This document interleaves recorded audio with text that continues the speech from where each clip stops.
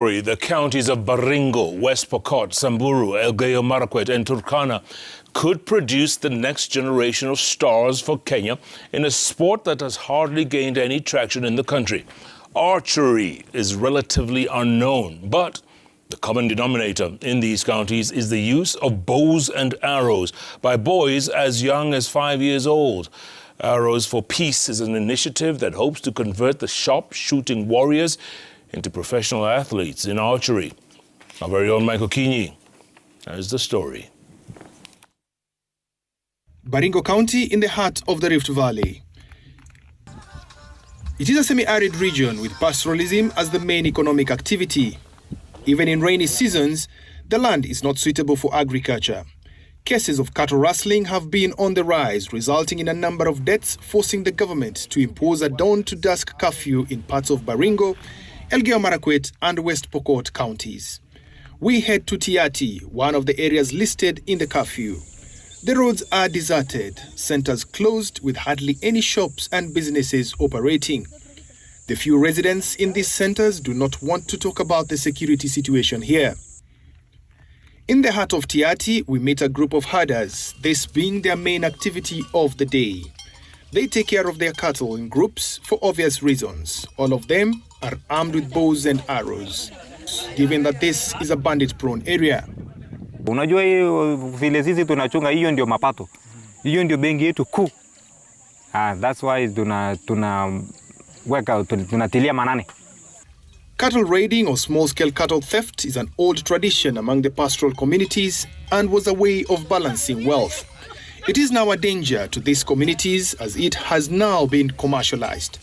Si kama ile hapo hawali, hii imekuwa advance, watu wametumia mabinduki. Lakini kwa ile tuseme tu maybe fita imekupata kwa ghafla. Ile kwa ghafla hapo unaweza kujikinga nayo. Under the transformative initiative, the warriors are now getting into a program that will substitute human targets with a sports target with the aim of ending the conflicts brought about by cattle rustling. This is Irene Limika, a retired athlete's brainchild.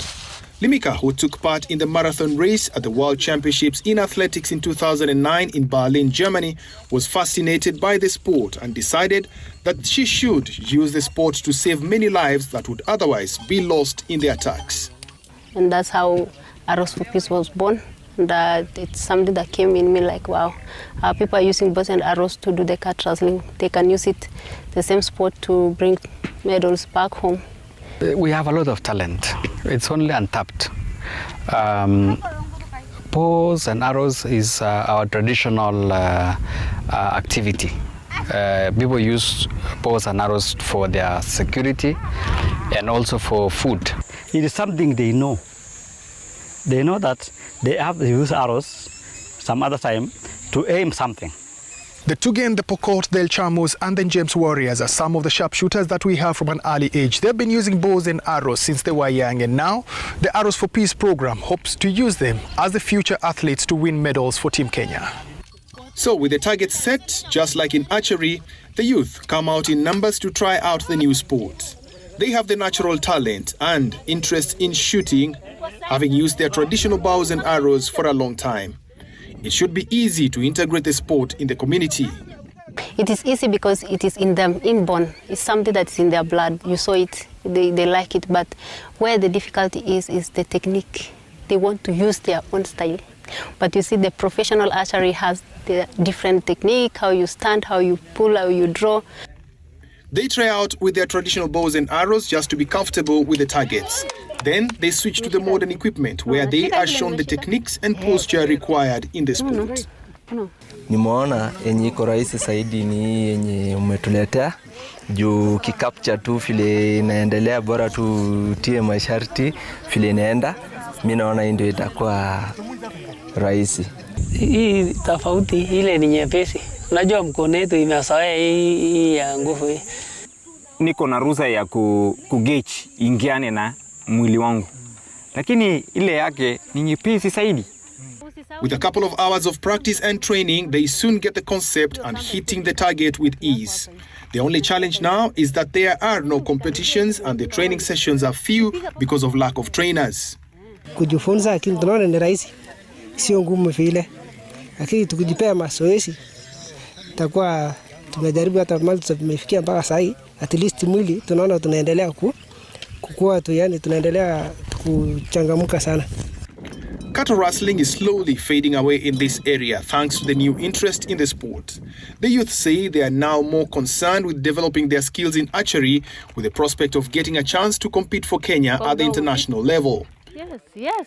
We believe in the next 2, 3, 4 years, we should be having a representation of some of these youths representing the country in the international Olympics, because we know they can do. Even a boy as young as 11 years is capable of shooting. With the new interest, Irene says they have to make the youth love the sport by making it look beautiful and attractive. The best way is to use culture, what they are used to.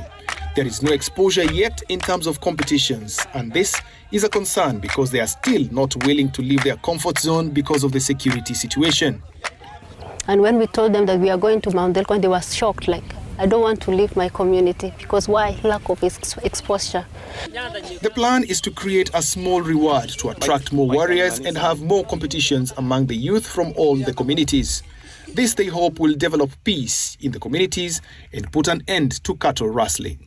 Using this arrow, you can shoot a target, and you are shooting a target that you're not shooting your brother or your cousin or anybody else, but you are shooting to represent the country. And that completely changes your thinking about seeing your neighbor as an enemy. Kitu kama hiyo itakuwa ni changes. Utakuwa umemtoa hiyo kijana katika ile nyayo yako ya kufikiria vibaya, aende kwa changes zingine tofauti. Watu wameachana na hiyo maneno ya nini, ya uwizi bandi. Unajua maneno ya uwizi inatoka mbali, inatupita tu. Mara tunasikia wanapita bandi, lakini sisi tumeachana na hizo. The challenge again is equipment, continuous training and empowerment by trained coaches.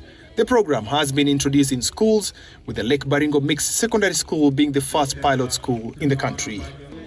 Michael Kinyi for Citizen TV in Baringo County.